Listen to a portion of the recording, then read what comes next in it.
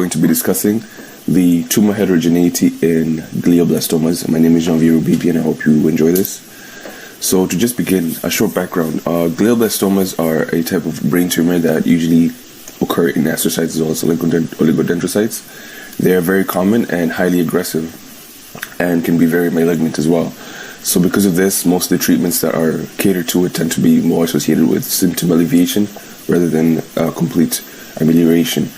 So that when it comes to glioblastomas, and what makes them so aggressive is the fact that they can be very heterogeneous, meaning they can vary either between individuals or within individuals. So intratumoral heterogeneity here is just basically the variation that exists between two different individuals, whereas intratumoral heterogeneity is when variation is present in the same individual. So here I just have a crude example of what that might look like for intratumoral heterogeneity, where you have, imagine these are all cancer cells that are just rapidly dividing.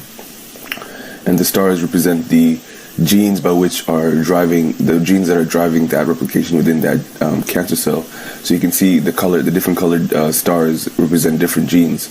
And if you have cancer therapies that are targeted towards this type of gene, it would kill this cancer cell, but it would not do anything to stop this one from proliferating, which can be different. It can be a really big, huge problem because of that.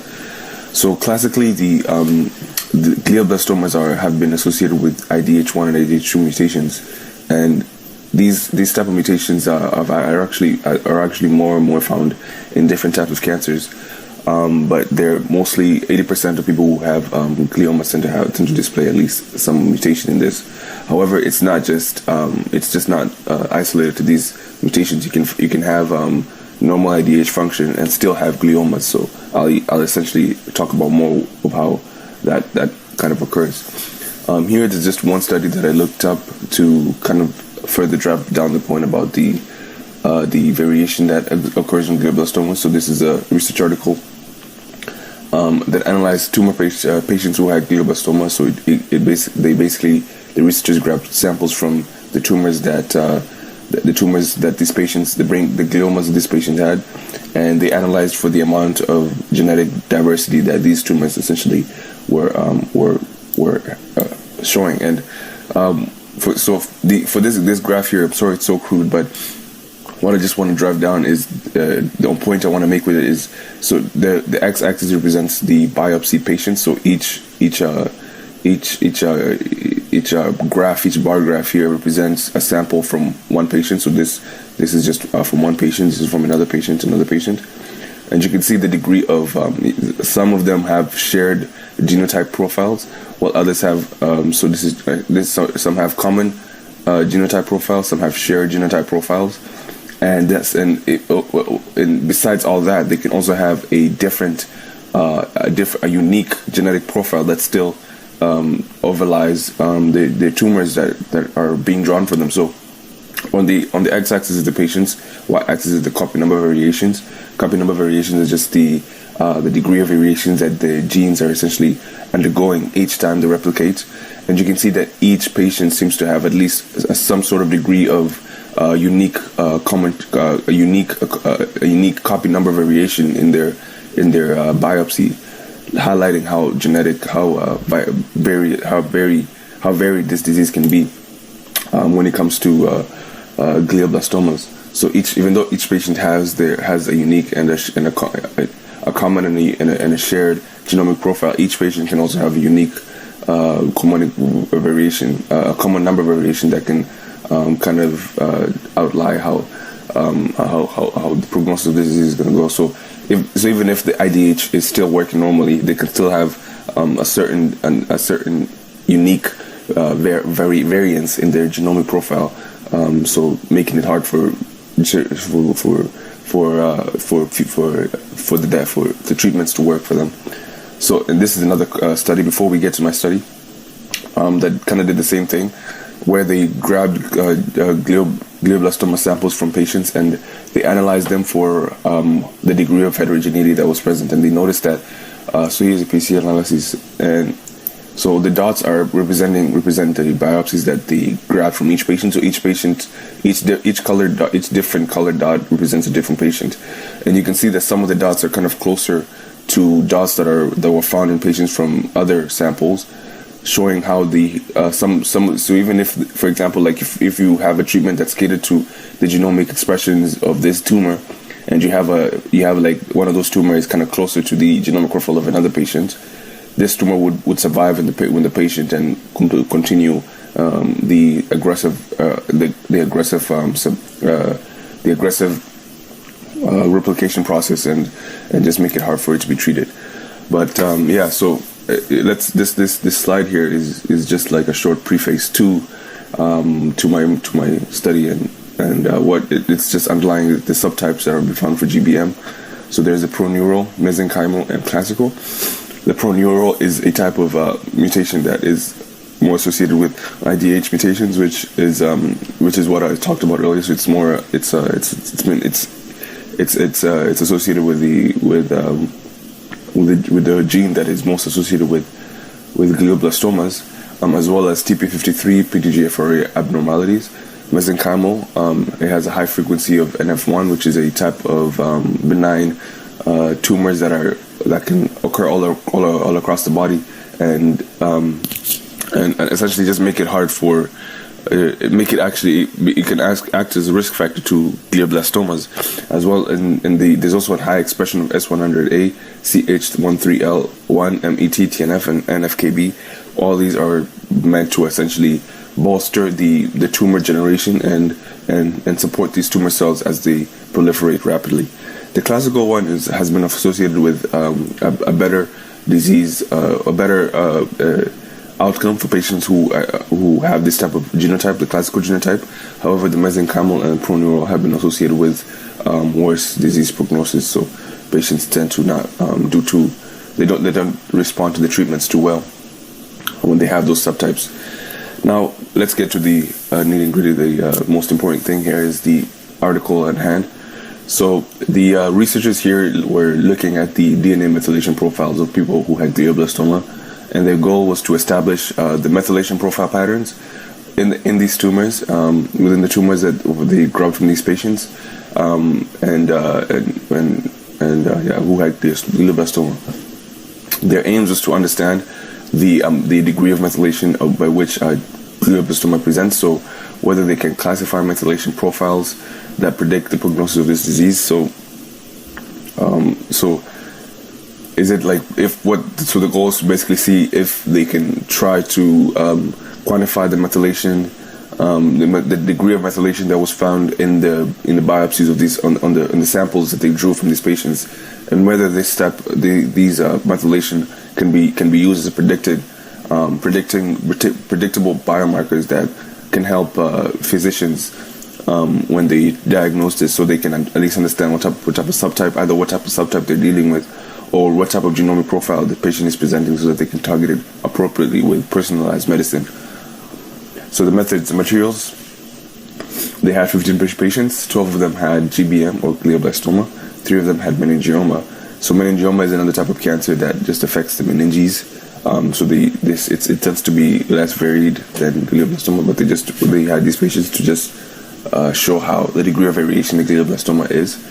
They used 5-aminolevulinic acid, which is a fluorescent tag that helped the neurosurgeon kind of isolate the tumor cells while they were in the patient, so that he could resect the tumor itself more than and not harm the normal tissues around the brain. So this fluorescent tag was just a localizing marker for the neurosurgeon. DNA, EZ, and Tissue-Lyser, as well as the Tissue-Lyser, were instruments used to extract the DNA. The methylation levels were analyzed with Infineum methylation epic redshift. MGMT per sequencing. So MGMT is a gene that's associated with a DNA repair protein, and usually in patients who have glioblastoma, some of them who don't respond to treatment, usually they don't respond to treatment because this the MGMT promoter is active. So for patients who don't, so let me just backtrack here. So when a prominent chemotherapy drug is called temolizumab, and what this does is it adds alkylating groups into the DNA, and once this is recognized within the DNA is basically damaged. It makes the DNA the DNA is basically damaged, and this causes apoptosis, cellular apoptosis, which leads to the death of the cancer cells. But in some patients who have these promoters active, the DNA repair protein that MGMT codes for will go and remove those alkyl groups that the chemotherapy drugs are adding, and the DNA won't look like it's damaged, and thus the cancer proliferation will keep going. So this is just like, so when people are showing these types of promoter regions, then they tend to not have the best prognosis for the disease, because the disease just has a way to continue going. So the MGMT prior sequencing here is a type of DNA quantifying, or a type of DNA sequencing that basically, first they used a bisulfite conversion to target CpG sites. CpG sites they tend to be more associated with housekeeping genes, but the ones which are more associated with housekeeping genes tend to be less methylated. But there are some CpG sites that are methylated. So for the MGMT promoter, usually it's methylated, and so they use bisulfite conversion to turn. What bisulfite does is it turns cytosine to uracil, and the cytosines that have a methyl group attached to them are left alone. Thus, it makes it easier for the pyrosequencer to kind of recognize where the methylation sequences are in 5-methyl cytosine. So basically, in the goal of this MGMT pyrosequencing was to see whether there was methylation sites in the CpG sites that are associated with MGMT, with the MGMT promoter, because it's also associated as a housekeeping type of gene. So that was the purpose of the pyrosequencer. And then they used a DNA. They used the DNA from the biopsy. They used PCR amplification to amplify the mutations and see so that it can be more easily noticed with the subsequent analyses. So what I have here is a diagram of what a tissue analyzer looks like. This kind of is what extracted the DNA. This is the epic methylation array that also quantified the amount of methylation that was found in the DNA. So this first graph here is detailing what the amount of variation that was present. So what you see here are the patients who had the meningioma. You can see that they're much more closely related to each other, so their degree of variation is very small. Whereas these color-coded other patients are all the GBM patients. You can see that they're just kind of scattered all over the chart, and kind of just denoting how varied this disease is. The heat map here is looking at the about 5,000 CpG sites, and as you can see from the meningioma patients, the sites are much less segregated. They're much more unified in a sense, and the genes can be clustered much more easily. Whereas for the GBM patients, the scattering it's much more aberrant, it's much more aberrant and not as easily clustered in a sense, because it's like some patients have a lot of variation within the amount of genomic expression that was present for them, for each patient. And then here, for example, they did another copy number variation chart, and again you can see the MNG patients were barely there was a small amount of variation, whereas for each section in the chart is kind of, so each color code is just a biopsy from one patient, and you can see that each patient was more. Even in one patient, you can have a great amount of variation within just the same biopsy drawn from the same patient. So here is a patient who had a different number of copy variation in one part of the biopsy sample that was removed from the gene. Some parts were more closely related to each other. Some patients had the same variation within the biopsies, and some patients didn't. You can see the variation is just very much all over the place, as opposed to the meningioma patients. Yeah, so it's very much scattered.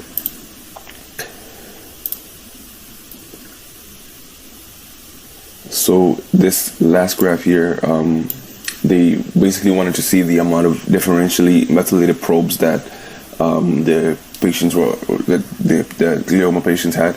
So this first graph was used to tell, so in between patients, how much differentially methylated regions were present in each patient. So you can see that the amount was between 50,000 and 150,000. So it could be around, I'd say maybe around 60 to 70,000 amount. And the frequency was quite high around that number. And then this one was looking at the intra-tumor, so within patients, how many regions were differentially methylated. And as you can see here, for the GBM patients, it was very, very apparent. So the GBM patients are more of the color-coded ones, and the MNG patients there was barely any. The regions weren't different. The regions weren't that scattered, as opposed to the GBM patients, where the regions were the amount of differentially methylated probes or differentially methylated regions was much more higher for them. And then in this graph here, you can see that so CpG islands, where the housekeeping genes are, they tend to be less methylated, and here you can see that. So these are all the CpG sites that they meant that the epic array assayed or assessed. The black bar represents regions that are above this black bar show an increased amount of differentially methylated region, or if they are above this bar, they show that there's an increase of differentially methylated regions. Here you can see in the open C regions of the CpG sites, there was a lot of areas that had a lot of differentially methylated regions, meaning, like, for example, like the copy number variations were such that there was more methylation that was different from what the parent cell was expressing. This graph here is just denoting the number of patients that had the methylations within their CpG sites for all types of tumors. And as you can see here, the number it's close to 120,000. So CpG sites tend to be more associated with methylation sites within glioma tumors. So here they were looking at they used MGMT parasequencing to understand whether there was a difference between patients who had MGMT and those who didn't have MGMT, or MGMT expression, while those who didn't have MGMT. So this patient that's highlighted here, there was they had heterogeneous expression for the MGMT promoter, meaning they weren't showing. Meaning every other patient was homogeneous for it, meaning they had a worser prognosis for the disease, whereas this patient had a heterogeneous expression with about 90% probability. Another patient was also like close, but the probability wasn't as high, so you couldn't really tell. But what this is saying is that they were able to identify that some patients were more. You can use this this type of diagnostic tool to kind of tell patients that had the promoter active or non-active. So this patient would be much more protected because of the degree of methylation that was present in their promoter. So for the discussion, so basically what the researchers found out was that there was a differentially methylated probe for CpG sites, which impacted the open C regions of the CpG sites, as opposed to the conserved regions, which would be the CpG islands, more associated with housekeeping genes. The methylation of the MGMT promoter identified in one patient who was with an uncommon characteristic. So this is a characteristic that's very rare. They were IDH mutant. All IDH wild type were homogeneous for MGMT, and they had a worse prognosis because they had different variations in different genes, and there was a high degree of GBM tumors as compared to MNG tumors. So basically, what this means for future research is that obviously more samples will be much more preferred for future research, but also when it comes to diagnosing this disease, if the parasequencing method could be more refined, so that it's more adjust, so it can be catered to patients who are presenting gliomas, and analyzing whether they're going to be responding to the conventional treatments or not, based on whether the MGMT promoter is active or not. I think it can help prognosis much better for patients who are able to at least showcase that they have either a methylation or an acetylation.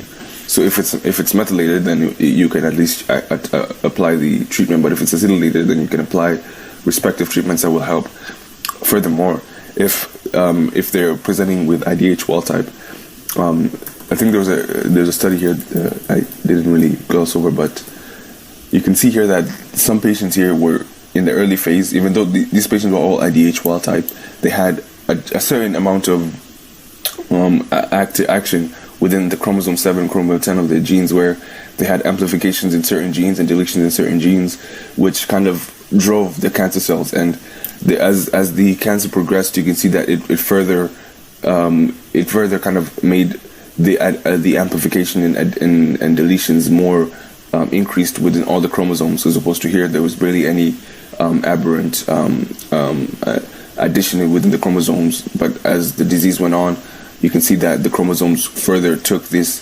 phenotype of having increased additions and deletions within each of the chromosomes, as opposed to this first early phase. So if disease treatments can be kind of catered to understanding the first, or understanding if diagnostic criteria can be used to analyze these early driver genes, and basically just kind of target them in a sense of creating some sort of personalized medicine. And I think this can at least help, because it's been established that GBM is a very heterogeneous disease. So it's very important for future researchers or future doctors to understand that it has to be analyzed in a personalized perspective rather than on a general perspective. Okay, so that's the end of my presentation. Thank you very much for listening, and I hope you guys took something from this. All right.